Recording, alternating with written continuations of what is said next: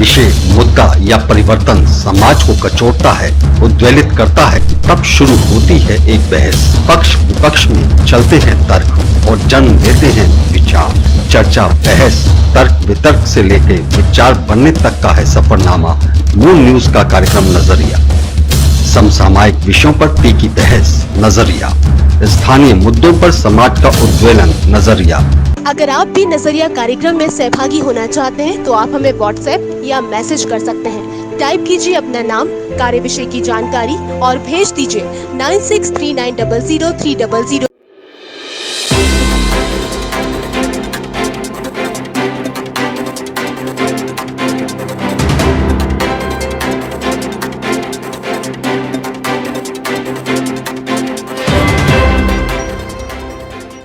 नमस्कार, moon news के इस बुलेटिन में आपका स्वागत है। मैं हूं जसबीर। शुरू करते हैं खबरों के सिलसिले को और नजर डालते हैं सबसे पहले खास खबरों पर। ताजनगरी के 8 इलाकों ने आगरा को दिए सैकड़ों कोरोना संक्रमित मरीज। प्रशासन इन क्षेत्रों के लिए बना रहा है अलग से रणनीति। भीषण गर्मी व उमस ने आगरा वासियों का जीना किया मुहाल। रोज बादल बन के गुजर जाने से लोगों की बढ़ रही है बेचैनी। सभी को है बारिश का इंतजार। नोडल अधिकारी बनकर आए डीजी जेल ने एतमादपुर कोतवाली का किया निरीक्षण। एक दिन पूर्व आगरा के सभी अधिकारियों के साथ अपराध व कोरोना वायरस से लड़ने के लिए की थी समीक्षा बैठक। विकास दुबे के एनकाउंटर के बाद ब्राह्मण समाज में बढ़ रही नाराजगी से भाजपा हुई चिंतित। प्रदेश के 25 विधायक ब्राह्मण समाज की नब्ज टटोलने में जुटे। 55 घंटे का लॉकडाउन सड़क पर रहने वाले लोगों के लिए बना मुसीबत। अब समाज सेवी संस्था व प्रशासन की ओर से नहीं मिल रहा है खाना। 18 नए कोरोना संक्रमित मरीजों के बाद आगरा में पहुंचा कोरोना संक्रमित मरीजों का आंकड़ा 1486। 16 मरीज हुए डिस्चार्ज। 18 नए कोरोना संक्रमित मरीजों के साथ आगरा में कोरोना संक्रमित कुल मरीजों की संख्या 1486 पहुंच गई है। जहां शनिवार को एक साथ 18 मामले सामने आए तो वहीं 16 मरीजों के सही होने पर उन्हें डिस्चार्ज कर दिया गया।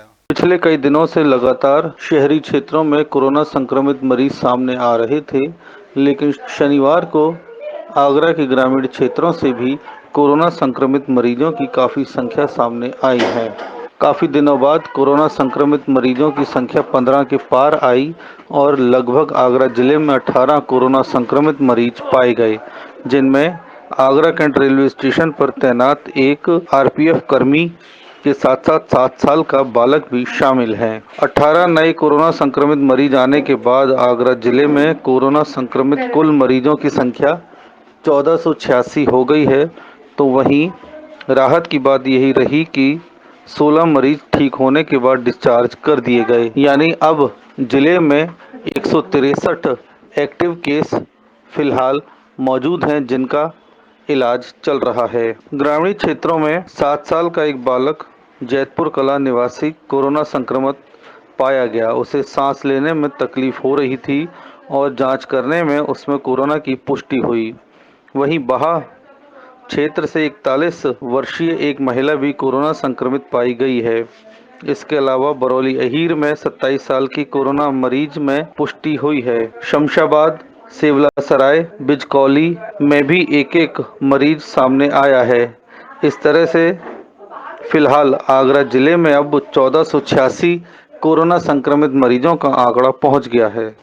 आगरा जिले में अब तक 34,543 टेस्ट कराए जा चुके हैं, जबकि पिछले 24 घंटों में 611 लोगों के कोरोना टेस्ट कराए गए। ताजनगरी में कोरोना के आंकड़े लगातार बढ़ते जा रहे हैं। इस बीच प्रशासन ने 8 ऐसे इलाकों को चिन्हित किया है जहां पर काफी संख्या में केस निकल कर आए हैं। इनमें सबसे ज्यादा कोरोना संक्रमित मरीज सामने आ रहे हैं और प्रशासन व स्वास्थ्य विभाग इन इलाकों पर पैनी निगाह बनाए हुए है और यहां के लिए एक अलग से रणनीति तैयार की जा रही है। ताजनगरी में कोरोना लगातार अपने पैर पसारता जा रहा है। लगातार कई इलाके कोरोना संक्रमित सामने भी आ रहे हैं, जिन्हें लेकर प्रशासन पूरी तरह से मुस्तैद बना हुआ है। लेकिन ताजा आंकड़े और प्रशासन के इंतजामों की बात की जाए तो ताजनगरी के 8 गढ़ और ऐसे सामने आए हैं जो आने वाले दिनों में प्रशासन और स्वास्थ्य विभाग की मुश्किलें बढ़ा सकते हैं। बता दें, ताजनगरी में अब तक 385 मरीज सामने आ चुके हैं। संबंधित क्षेत्रों में जाने पर मास्क लगाएं और 6 फीट की दूरी का अनिवार्य रूप से पालन करने के प्रशासन और स्वास्थ्य विभाग ने निर्देश जारी किए हैं। कोरोना के गढ़ को खत्म करने के लिए जिला प्रशासन लगातार फोकस कर रहा है। सैनिटाइजेशन कराया जा रहा है। वहीं कंटेनमेंट जोन में आने वाले सभी लोगों की थर्मल स्क्रीनिंग व सैंपलिंग भी कराई जा रही है। अब तक 17,000 लोगों की सैंपलिंग की जा चुकी है। कोरोना के नए आए 8 गढ़ों की बात की जाए जहां सबसे ज़्यादा कोरोना के संक्रमित मामले सामने आ रहे हैं, उनमें कमला नगर में अब तक 38 मामले सामने आ चुके हैं। वहीं नगला पदी कौशलपुर में 44, एसएन खटीकपाड़ा में 74, ग्यासपुरा शाहगंज में 63, नगला फकीरचंद, नगला छुआ नामनेर में 41, ईश्वर नगर व रामबाग में 28, आवास विकास एचपी बेफ्ट में 69, मंटोला और ढोलीकहार में 28 मामले अब तक सामने आ चुके हैं। देखा जा रहा है कि ये वो इलाके हैं जहां सबसे ज़्यादा कोरोना संक्रमित सामने आ रहे हैं। यही वो इलाके हैं जो प्रशासन और स्वास्थ्य विभाग के लिए भी सिरदर्द बने हुए हैं। लगातार प्रशासन और स्वास्थ्य विभाग अब इन इलाकों में पैनी नज़र बनाए हुए है। साथ ही इन इलाकों में एहतियात के तौर पर जो भी काम किए जा सकते हैं वो प्रशासन और स्वास्थ्य विभाग की टीमें लगातार यहाँ पर करती हुई भी दिखाई दे रही हैं। कानपुर में दुर्दांत अपराधी विकास दुबे के एनकाउंटर के बाद कहीं ब्राह्मण भारतीय जनता पार्टी से नाराज तो नहीं है। इस बात का फीडबैक लेने के लिए प्रदेश सरकार ने उत्तर प्रदेश के 25 ब्राह्मण विधायकों से फीडबैक मांगा है। लगातार भारतीय जनता पार्टी इस बात को वॉच कर रही है कि विकास दुबे के एनकाउंटर के बाद अब ब्राह्मणों की आगामी चुनावों में प्रतिक्रिया क्या रहने वाली है।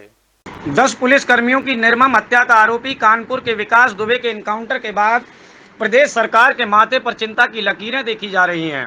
अब प्रदेश सरकार को आगामी चुनावों की चिंता सताने लगी है। दरअसल सूत्रों के हवाले से खबर मिली है कि प्रदेश सरकार इस बात का फीडबैक ले रही है विकास दुबे के एनकाउंटर के बाद प्रदेश का ब्राह्मण कहीं नाराज तो नहीं है।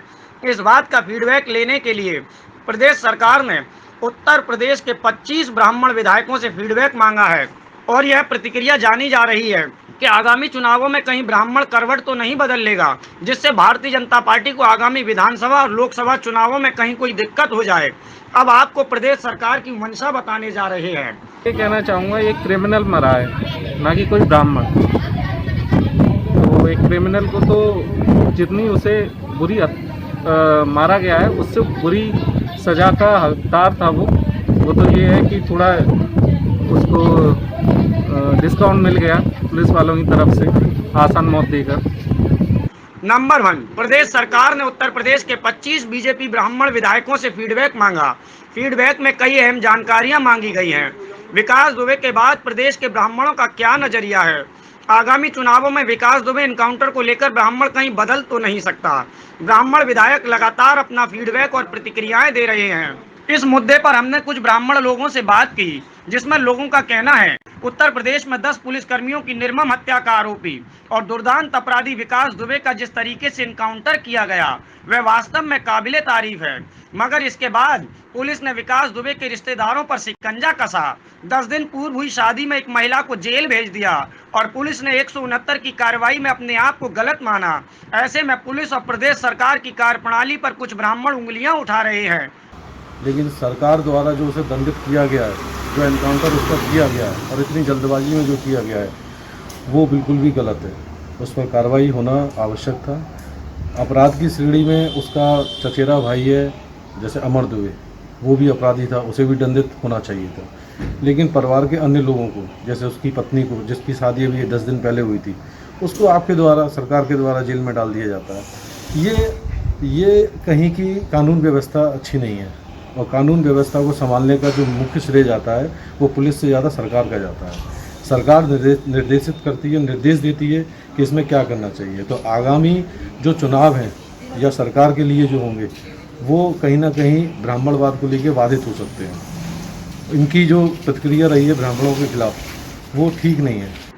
इस मुद्दे पर अलग अलग लोगों की अलग अलग राय है। अलग अलग ब्राह्मण अलग अलग एंगल से अपनी सोच रखते हैं। कुछ ब्राह्मणों का कहना है कानपुर का विकास दुबे एक क्रिमिनल था, ना कि ब्राह्मण, और जिस क्रिमिनल ने 10 पुलिसकर्मियों की निर्मम हत्या की हो, ऐसे दुर्दांत अपराधी को और ज्यादा कड़ी सजा मिलनी चाहिए।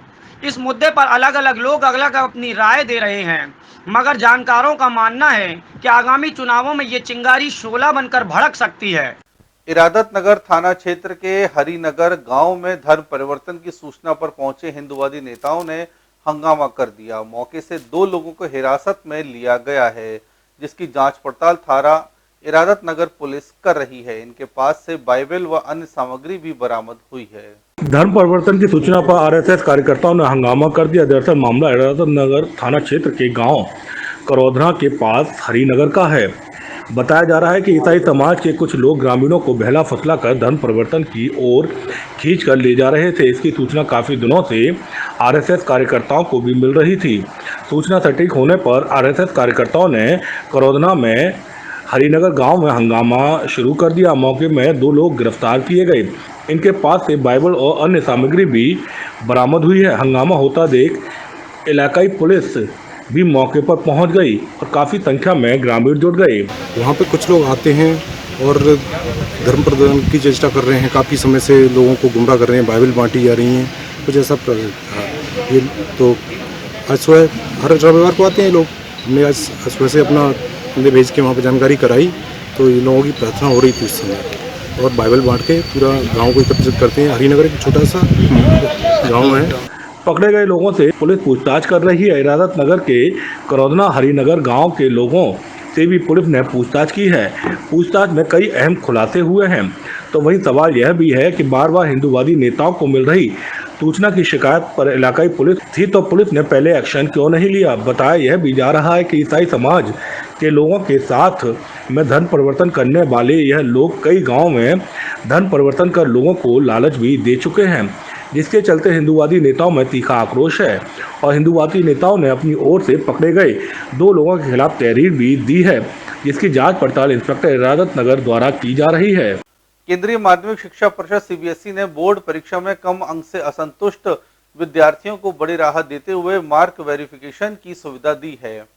उत्तर पुस्तिका की कॉपी और री एवोल्यूशन कार्यक्रम जारी किया गया है, जिसके तहत मार्क्स वेरिफिकेशन के लिए 17 से 21 जुलाई तक 500 रुपये प्रति विषय के साथ आवेदन किया जा सकता है। वहीं कॉपी निकलवाने के लिए 1 और 2 अगस्त को शाम 5 बजे तक 700 रुपये के हिसाब से आवेदन किया जा सकता है। केंद्रीय माध्यमिक शिक्षा परिषद सीबीएसई ने बोर्ड परीक्षा में कम अंक से असंतुष्ट विद्यार्थियों को बड़ी राहत देते हुए मार्क्स वेरिफिकेशन मूल्यांकन उत्तर पुस्तिका में कॉपी और री एवेल्यूशन कार्यक्रम जारी कर दिया है। मार्क्स वेरिफिकेशन के लिए 17 से 21 जुलाई तक 500 रुपये प्रति विषय के साथ आवेदन किया जा सकता है।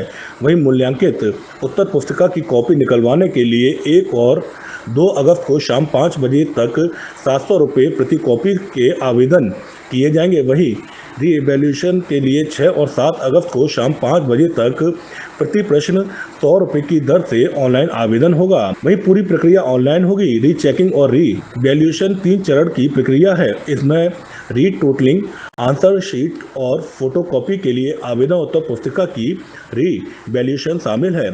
छात्रों को पहले री टोटलिंग के लिए आवेदन करना होगा और फिर फोटोकॉपी के लिए। इसके बाद विशिष्ट प्रश्नों के मूल्यांकन के लिए आवेदन किए जाता है। बोर्ड ने इसके लिए अलग अलग चरण बनाए हैं। चरण 1 री टोटलिंग में छात्रों को अंकों को पुनः निर्धारित के लिए आवेदन करना होगा। इसके तहत सीबीएसई केवल कुल त्रुटियों के लिए उत्तर पुस्तिकाओं की जांच करेगा और यदि कोई प्रश्न शिक्षक द्वारा जांचा नहीं गया है तो भी छात्र को सीबीएसई द्वारा निर्धारित शुल्क देना ही होगा। छात्र चाहे तो सभी विषय की री टोटलिंग के लिए आवेदन कर सकते हैं। इसके अलावा किसी भी परिवर्तन की स्थिति में नए संशोधन को ही अंतिम माना जाएगा। चरण 2 की बात की जाए तो उत्तर पुस्तिका की फोटोकॉपी के लिए आवेदन री वैल्यूएशन से भी छात्र संतुष्ट नहीं होते हैं तो दूसरा चरण अपना कर अपनी उत्तर पुस्तिका की फोटोकॉपी के लिए आवेदन कर सकते हैं। उत्तर पुस्तिका इमेज फॉर्म में की कॉपी ऑनलाइन प्राप्त कर छात्र अपने उत्तर की जांच कर उनका सीबीएसई की मार्किंग स्कीम से मिलान कर सकते हैं। यहाँ यह जानना महत्वपूर्ण है कि पहले आपको रीचेकिंग के लिए आवेदन करना ही होगा। चरण 3 री वैल्यूएशन अंतिम चरण पुनर्मूल्यांकन है। छात्र आश्वस्त है कि किसी भी विशिष्ट प्रश्न में गलत तरीके से जांचा गया है तो वह पुनर्मूल्यांकन के लिए आवेदन कर सकते हैं। छात्र केवल उन्हीं विषयों के लिए पुनर्मूल्यांकन आवेदन कर सकते हैं जिनके लिए उन्होंने फोटोकॉपी का अनुरोध किया है। पुनर्मूल्यांकन प्रक्रिया सिर्फ विशिष्ट प्रश्नों के लिए होगी, पूरे पेपर के लिए नहीं। छात्रों से सवाल की संख्या के आधार पर शुल्क लिया जाएगा। वहीं सीबीएसई का नियम है कि आवेदन से पहले ही विद्यार्थी से उक्त प्रक्रिया का शुल्क व ऑनलाइन जमा करा लिया जाए। ऐसे में यहाँ गलती भले छात्र स्तर से हुई हो, शिक्षक या बोर्ड स्तर से, लेकिन उसके लिए भुगतान विद्यार्थियों को ही करना होगा। यह बात विद्यार्थियों और अभिभावकों को भी अखर रही है। एडवोकेट राजवीर सिंह का कहना है कि अक्टूबर 2018 में सुप्रीम कोर्ट ने एक मामले की सुनवाई के दौरान सीबीएसई को निर्देश दिए थे कि उत्तर पुस्तिका की कॉपी निकलना सूचना के अधिकार जैसा है, लिहाजा इसका शुल्क भी ITI के हिसाब से 2 रुपये प्रति कॉपी जैसा होना चाहिए। इस पर विधि जानकार अपनी अपनी राय दे रहे हैं। फिरोजाबाद के थाना सिरसागंज क्षेत्र के गांव तेलियानी का है, जहां गांव में बच्चों के आपसी मामूली विवाद को लेकर 2 परिवारों के बीच कहासुनी हो गई। विवाद इतना बढ़ गया कि दोनों पक्ष आमने सामने आ गए और उनमें लाठी डंडे चलने लगे। फिरोजाबाद के थाना सिरसागंज क्षेत्र के गांव तेलियानी में बच्चों की बात को लेकर परिवारजन आपस में भिड़ गए। विवाद इतना बढ़ गया कि दोनों पक्ष आमने सामने आ गए और दोनों पक्षों की ओर से जमकर लाठी डंडे व ईंट पत्थर चलने लगे, जिसमें 7 लोग गंभीर रूप से घायल हो गए। लोगों के बीच का झगड़ा है, जिसमें एक साइड में 4 लोग हैं और एक साइड एक अकेले सिंगल बंदा है। करीब आधा 1 घंटे पहले आए हैं। उनका ट्रीटमेंट करने के बाद उनके इन्वेस्टिगेशन के लिए हमने जिला अस्पताल फिरोजाबाद भेज दिया। सर वो कितने लोग हैं? एक जो सिंगल है वो तो उसके सिर में चोट थी, जो दूसरी पार्टी उसमें 4 लोग। क्या गंभीर भी है कोई? जो पहले किया गया था उसके हेड में इंजरी है। हेड इंजरी तो दोनों साइड है, लेकिन वो तो जांच के बाद जब CT स्कैन होगा तभी पता चलता है। मौके पर पहुंची पुलिस ने सभी घायलों को शिकोहाबाद प्राथमिक स्वास्थ्य केंद्र में भर्ती कराया है, जहां उनका इलाज चल रहा है। वहीं इन 7 लोगों में 2 की स्थिति गंभीर बताई जा रही है। उधर पुलिस ने इस मामले की जांच शुरू कर दी है। खबरों का यह सिलसिला यूं ही जारी रहेगा, लेकिन फिलहाल वक्त हो चला है एक छोटे से ब्रेक का।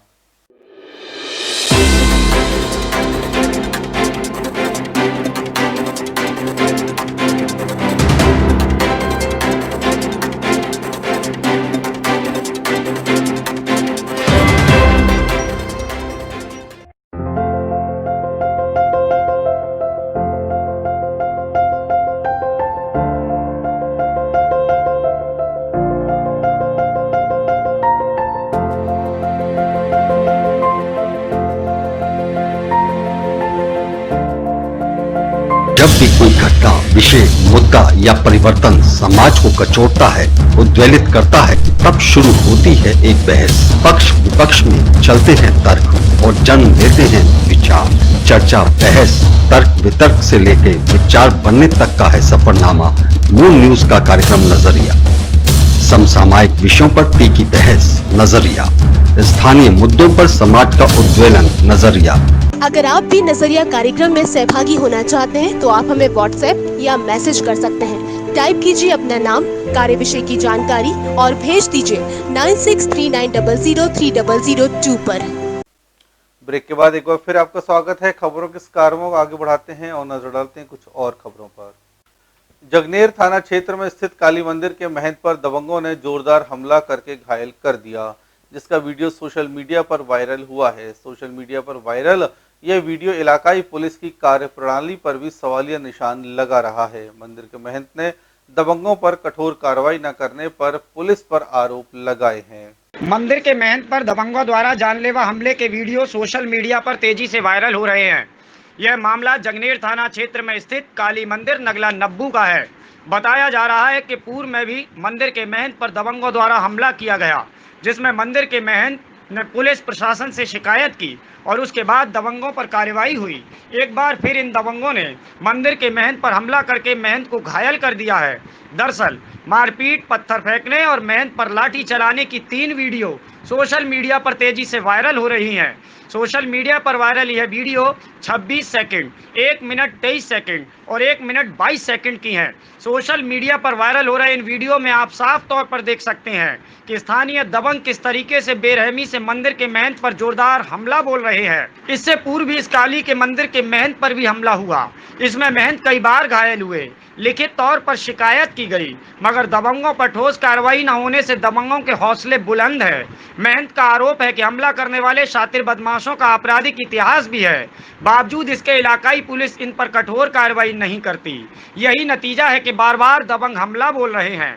एक बार फिर आपको दिखाते हैं कि किस तरीके से सीसीटीवी में मंदिर के महंत पर हमला बोला गया। सोशल मीडिया पर वायरल ये वीडियो जगनेर पुलिस की कार्यप्रणाली पर सवालिया निशान लगाते हैं।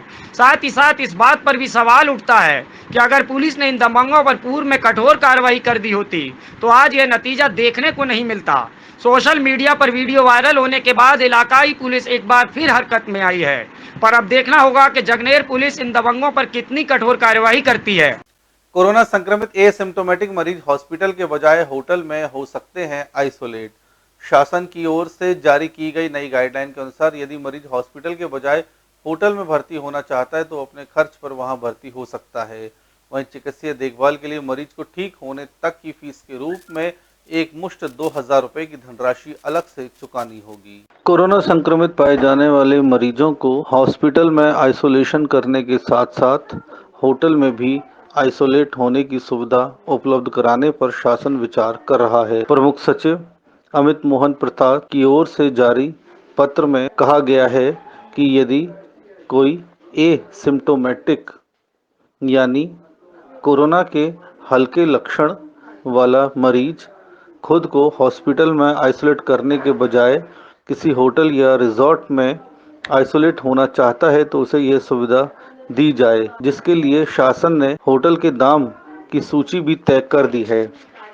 डबल बेड के रूम के लिए अधिकतम 2000 तो वहीं सिंगल बेड के कमरे के लिए मरीज को 1500 रुपये वहन करने होंगे। यह राशि एक दिन की होगी। जितने दिन भी मरीज आइसोलेट रहेगा उतने दिन की राशि वह स्वयं वहन करेगा। हालांकि इस दौरान उसे डॉक्टर व पैरामेडिकल स्टाफ की ओर से निरंतर सुविधाएं मिलती रहेंगी। इन सुविधाओं के लिए मरीज को एक मुश्त 2000 रुपये की धनराशि जमा करनी होगी। इस दौरान ऐसे होटल्स के आसपास एक एम्बुलेंस की व्यवस्था होगी और प्रत्येक होटल में 6 ऑक्सीजन सिलेंडर भी रखे जाएंगे। तबीयत बिगड़ने पर ऐसे मरीजों को यहां से मुख्य हॉस्पिटल में स्थानांतरित कर दिया जाएगा। वहीं 65 वर्ष से अधिक की उम्र के मरीज के अलावा गर्भवती महिलाएं व छोटे बच्चों को यहां भर्ती नहीं किया जाएगा। ऐसे मरीजों को हॉस्पिटल में ही भर्ती होना होगा।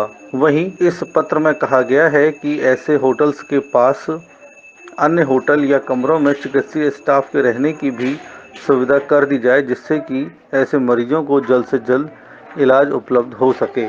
गौरतलब है कि एसिम्टोमेटिक मरीज व बिना लक्षण वाले मरीज हॉस्पिटल में आइसोलेट होने के बजाय घर में या कहीं और सुरक्षित स्थान पर आइसोलेट की मांग करते रहते हैं। हालांकि इनके लिए होम आइसोलेशन की भी व्यवस्था है, लेकिन जहां व्यवस्था नहीं है और वे लोग अपने खर्च पे होटल में जाना चाहते हैं तो ऐसे मरीजों के लिए शासन की ओर से यह सुविधा दी जा रही है। हालांकि ऐसे मरीजों को देखने आने के लिए चिकित्सक व पैरामेडिकल स्टाफ के लिए पीपीई किट व मास्क का इंतजाम मुख्य चिकित्सा अधिकारी की ओर से ही कराया जाएगा।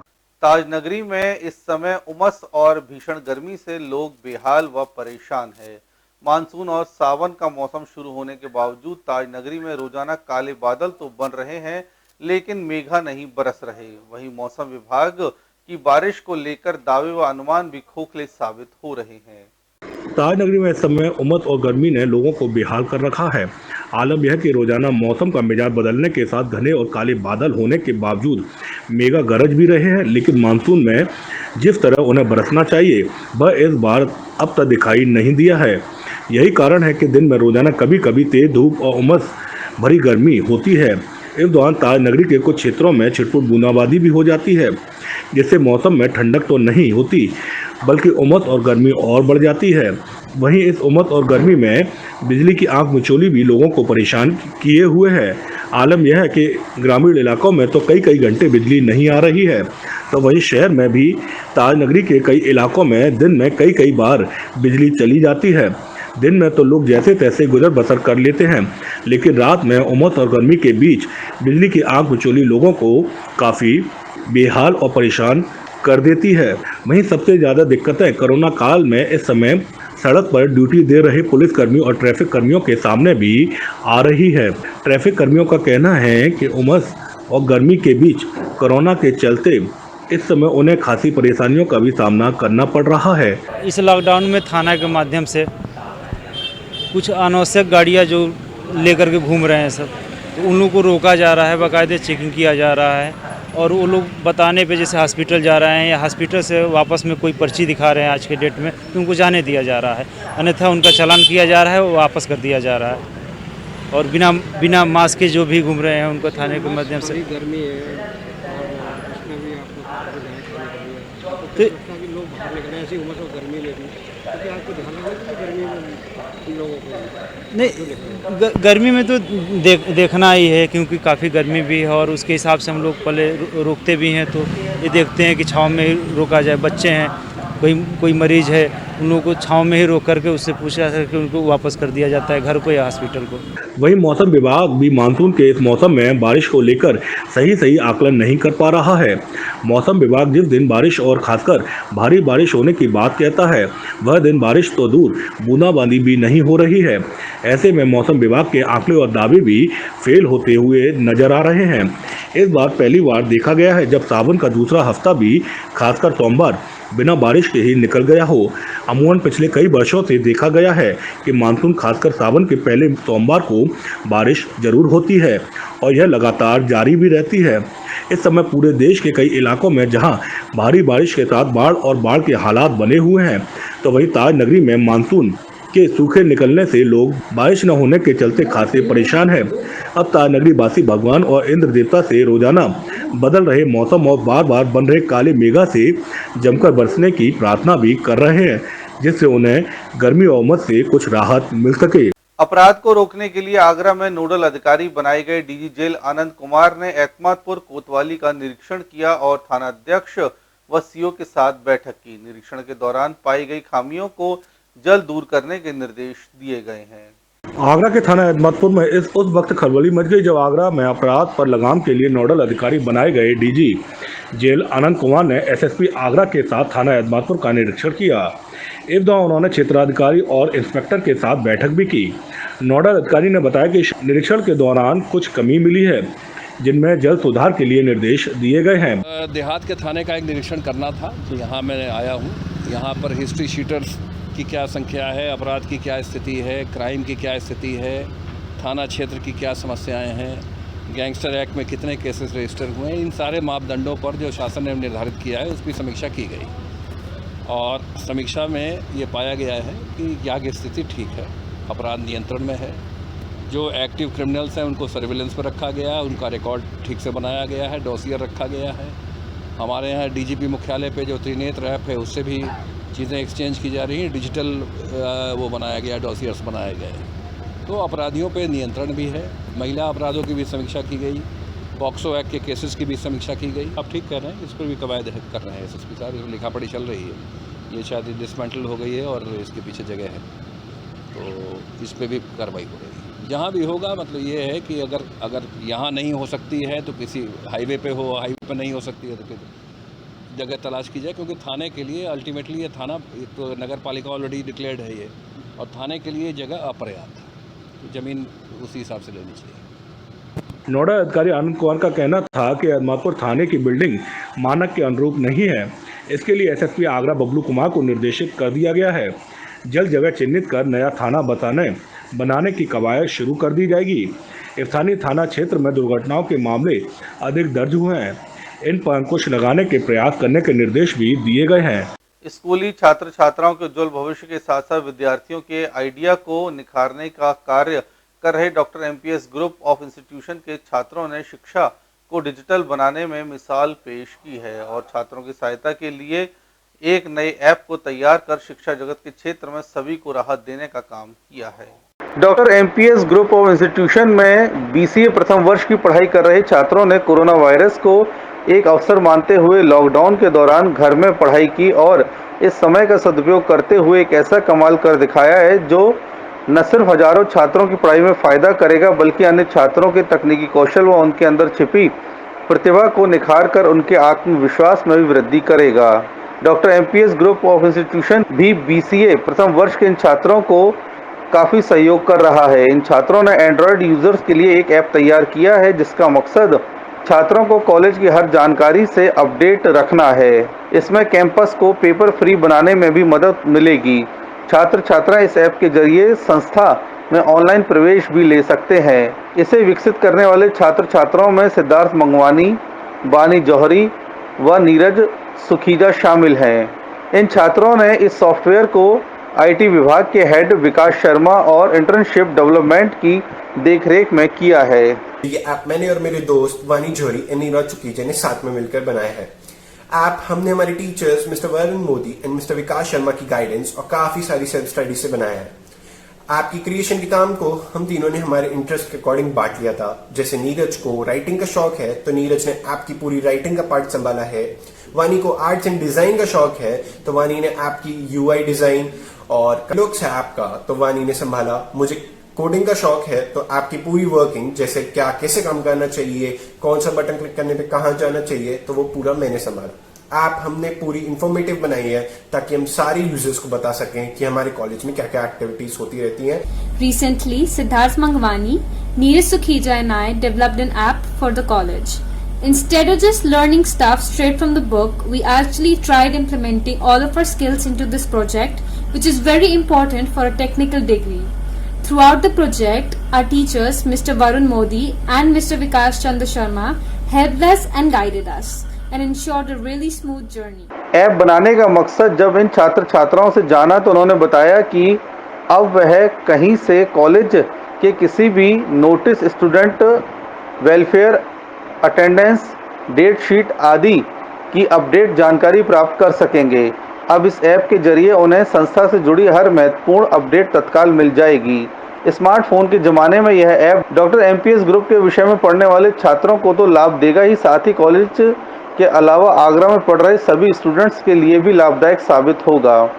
एमपीएस ग्रुप के निदेशक डॉक्टर सीपी गुप्ता ने छात्रों की इस उपलब्धि पर खुशी जाहिर करते हुए बताया कि बीसीए प्रथम वर्ष के छात्रों द्वारा विकसित किया गया यह ऐप अपने आप में एक उत्कृष्ट मिसाल है। उन्होंने कहा कि यह अपनी तरह का एक अलग ऐप है। इसके माध्यम से संस्था के सभी छात्र छात्राओं को कॉलेज की सूचना से अपडेट किया जा सकता है।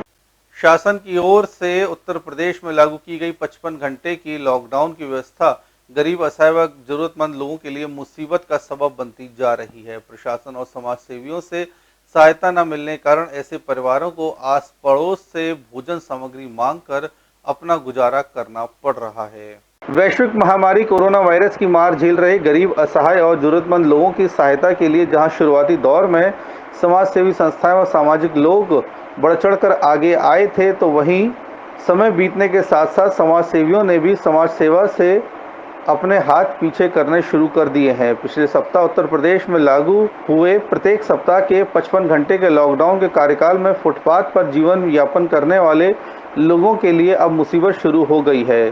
55 घंटे के लॉकडाउन में फुटपाथ पर रहने वाले लोगों को किसी भी समाज सेवी संस्था की ओर से खाने पीने की कोई सामग्री नहीं दी गई, तो वहीं बेसहारा लोगों ने आसपास के लोगों के घर जाकर आटा सब्जी लेकर फुटपाथ पर ही ईंटों का चूल्हा बनाया और खाना बनाना शुरू कर दिया। इन लोगों का कहना है कि बाकी दिन तो इधर उधर से खाना मिल जाता है, पर लॉकडाउन के दौरान खाने पीने की काफ़ी दिक्कत रहती है और लोग आकर खाना नहीं दे पाते, जिसके चलते उन्हें अब खुद अपना पेट भरने के लिए खाना बनाना पड़ रहा है। बस्ती में तो मांग कर लेकर आए थे। समाज सेवी ने खाना आटा वगैरह नहीं दिया आप लोग? नहीं। तो प्रशासन की तरफ से कुछ भी सुनाई नहीं होती है। क्या कहते हैं तो पुलिस वाले भी आके नहीं डंडा बजाते हैं। तो अब सुबह शाम 55 घंटे का लॉकडाउन है, तो ऐसे ही खाना बना रहे हैं? हाँ जी। रात को कभी कभी आया है 12 बजे, 1:30 बजे, 2 बजे टाइम पे खाना, ऐसा कभी खाना तो नहीं कहते हैं। क्या नाम है आपका? मीना। मेरा जी आप लॉकडाउन चल रहा है, 55 घंटे का लॉकडाउन है, इस बीच में खाना किस तरीके से आप लेके खा रहे हो? मांग के लाते हैं बाबूजी, मांग के खाते हैं। क्या मांग के लेके आते हैं? रोटी दाल चटनी मिल जाती है, वो मांग के खाते हैं। अभी जो खाना बन रहा है ये आटा कहाँ से? मांग के लाए हैं सर, घरों से। ताजनगरी आगरा में फुटपाथ पर रहकर अपना जीवन यापन करने वाले मजबूर, गरीब, असहाय, जरूरतमंद लोगों को शासन की ओर से लागू की गई 55 घंटे की लॉकडाउन प्रक्रिया के दौरान काफ़ी परेशानियां भी उठानी पड़ रही है। 55 घंटे के लॉकडाउन के दौरान भोजन जुटाना भी इनके लिए एक बड़ी चुनौती बन गया है। इन्हें उम्मीद है कि आने वाले दिनों में प्रशासन शायद इनको सहायता अवश्य उपलब्ध कराएगा। फिलहाल बुलेटिन में इतना ही, फिर मुलाकात होगी कुछ और खबरों के साथ। देखते रहिए मून न्यूज़। नमस्कार।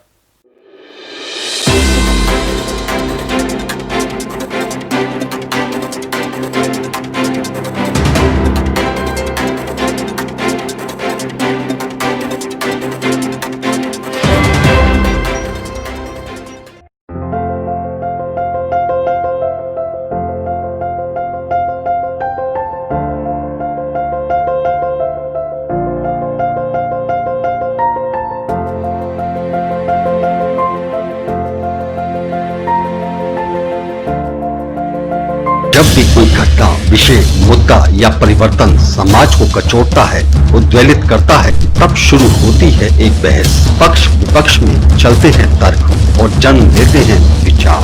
चर्चा, बहस, तर्क वितर्क से लेकर विचार बनने तक का है सफरनामा मून न्यूज का कार्यक्रम नजरिया। समसामयिक विषयों पर तीखी बहस, नजरिया। स्थानीय मुद्दों पर समाज का उद्वेलन, नजरिया। अगर आप भी नजरिया कार्यक्रम में सहभागी होना चाहते हैं तो आप हमें व्हाट्सएप या मैसेज कर सकते हैं। टाइप कीजिए अपना नाम, कार्य विषय की जानकारी और भेज दीजिए 9639000300।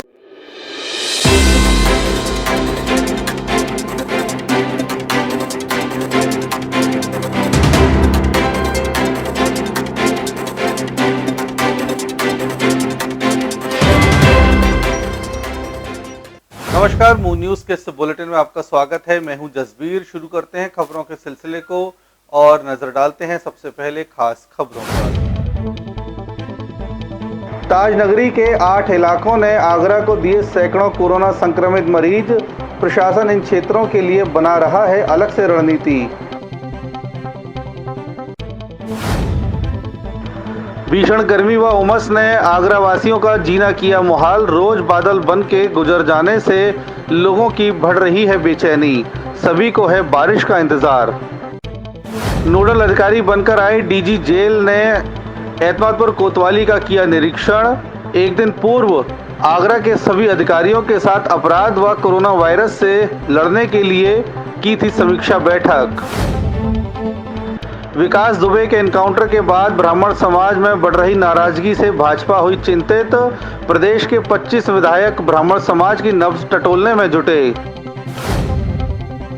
55 घंटे का लॉकडाउन सड़क पर रहने वाले लोगों के लिए बना मुसीबत। अब समाज सेवी संस्था व प्रशासन की ओर से नहीं मिल रहा है खाना।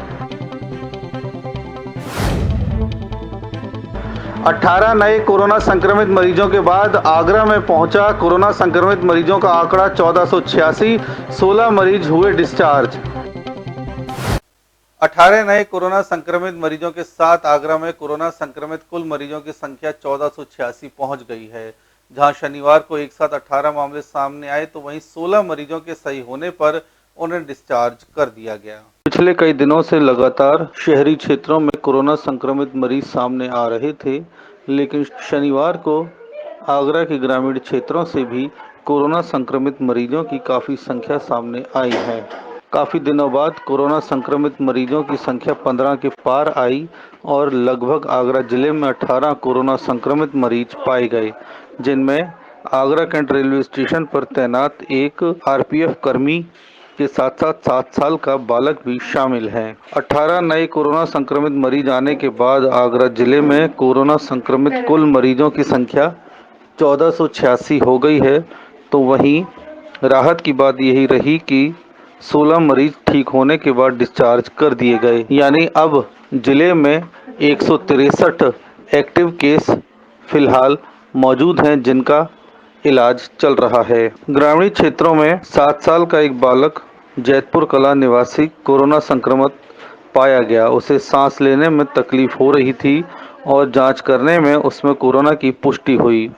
वहीं बहा क्षेत्र से 41 वर्षीय एक महिला भी कोरोना संक्रमित पाई गई है।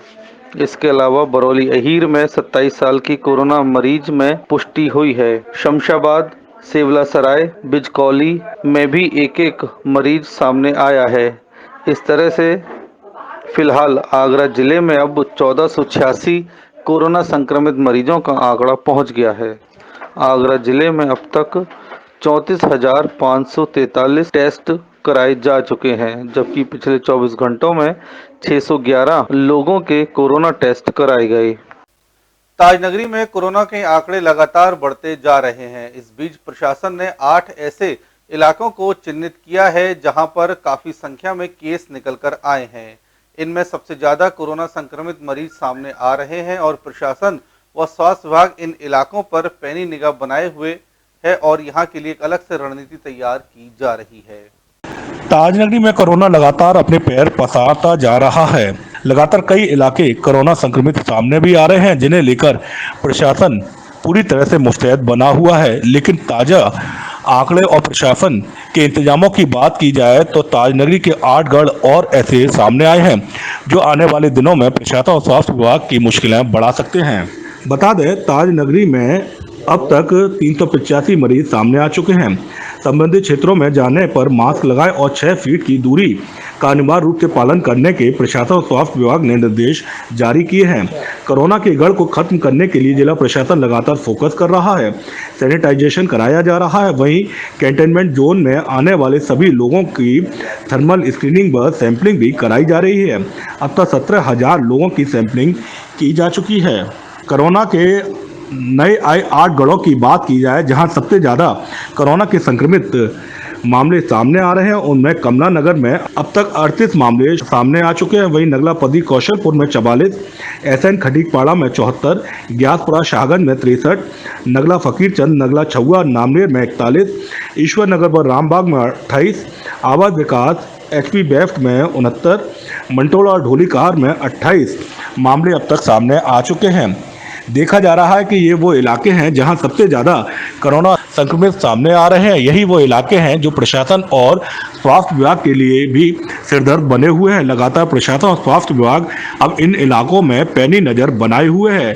साथ ही इन इलाकों में एहतियात के तौर पर जो भी काम किए जा सकते हैं वो प्रशासन और स्वास्थ्य विभाग की टीमें लगातार यहाँ पर करती हुई भी दिखाई दे रही हैं। कानपुर में दुर्दांत अपराधी विकास दुबे के एनकाउंटर के बाद कहीं ब्राह्मण भारतीय जनता पार्टी से नाराज तो नहीं है। इस बात का फीडबैक लेने के लिए प्रदेश सरकार ने उत्तर प्रदेश के 25 ब्राह्मण विधायकों से फीडबैक मांगा है। लगातार भारतीय जनता पार्टी इस बात को वॉच कर रही है कि विकास दुबे के एनकाउंटर के बाद अब ब्राह्मणों की आगामी चुनावों में प्रतिक्रिया क्या रहने वाली है। 10 पुलिसकर्मियों की निर्मम हत्या का आरोपी कानपुर के विकास दुबे के एनकाउंटर के बाद प्रदेश सरकार के माथे पर चिंता की लकीरें देखी जा रही हैं। अब प्रदेश सरकार को आगामी चुनावों की चिंता सताने लगी है। दरअसल सूत्रों के हवाले से खबर मिली है कि प्रदेश सरकार इस बात का फीडबैक ले रही है। विकास दुबे के एनकाउंटर के बाद प्रदेश का ब्राह्मण कहीं नाराज तो नहीं है। इस बात का फीडबैक लेने के लिए प्रदेश सरकार ने उत्तर प्रदेश के 25 ब्राह्मण विधायकों से फीडबैक मांगा है और यह प्रतिक्रिया जानी जा रही है कि आगामी चुनावों में कहीं ब्राह्मण करवट तो नहीं बदल लेगा, जिससे भारतीय जनता पार्टी को आगामी विधानसभा और लोकसभा चुनावों में कहीं कोई दिक्कत हो जाए। अब आपको प्रदेश सरकार की मंशा बताने जा रहे हैं। ये कहना चाहूँगा, एक क्रिमिनल मरा है, ना कि कोई ब्राह्मण। तो एक क्रिमिनल को तो जितनी उसे बुरी मारा गया है उससे बुरी सजा का हकदार था वो तो ये है कि थोड़ा उसको डिस्काउंट मिल गया पुलिस वालों की तरफ से आसान मौत देकर। नंबर 1, प्रदेश सरकार ने उत्तर प्रदेश के 25 बीजेपी ब्राह्मण विधायकों से फीडबैक मांगा। फीडबैक में कई अहम जानकारियां मांगी गई हैं। विकास दुबे के बाद प्रदेश के ब्राह्मणों का क्या नजरिया है? आगामी चुनावों में विकास दुबे एनकाउंटर को लेकर ब्राह्मण कहीं बदल तो नहीं सकता। ब्राह्मण विधायक लगातार अपना फीडबैक और प्रतिक्रियाएं दे रहे हैं। इस मुद्दे पर हमने कुछ ब्राह्मण लोगों से बात की, जिसमें लोगों का कहना है उत्तर प्रदेश में 10 पुलिसकर्मियों की निर्मम हत्या का आरोपी और दुर्दांत अपराधी विकास दुबे का जिस तरीके से इनकाउंटर किया गया वह वास्तव में काबिले तारीफ है। मगर इसके बाद पुलिस ने विकास दुबे के रिश्तेदारों पर शिकंजा कसा, 10 दिन पूर्व हुई शादी में एक महिला को जेल भेज दिया और पुलिस ने 169 की कार्रवाई में अपने आप को गलत माना। ऐसे में पुलिस और प्रदेश सरकार की कार्यप्रणाली पर कुछ ब्राह्मण उंगलियां उठा रहे हैं। लेकिन सरकार द्वारा जो उसे दंडित किया गया है, जो एनकाउंटर उसका किया गया है और इतनी जल्दबाजी में जो किया गया है वो बिल्कुल भी गलत है। उस पर कार्रवाई होना आवश्यक था। अपराध की श्रेणी में उसका चचेरा भाई है जैसे अमर दुबे, वो भी अपराधी था, उसे भी दंडित होना चाहिए था। लेकिन परिवार के अन्य लोगों को, जैसे उसकी पत्नी को जिसकी शादी अभी 10 दिन पहले हुई थी, उसको आपके द्वारा, सरकार के द्वारा जेल में डाल दिया जाता है। ये कहीं की कानून व्यवस्था अच्छी नहीं है और कानून व्यवस्था को संभालने का जो मुख्य श्रेय जाता है वो पुलिस से ज़्यादा सरकार का जाता है। सरकार निर्देशित करती है, निर्देश देती है कि इसमें क्या करना चाहिए। तो आगामी जो चुनाव हैं